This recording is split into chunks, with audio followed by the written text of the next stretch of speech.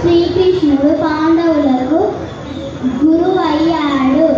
వంటి చేతితో చప్పట్లు కొడితే శబ్దము రాదు.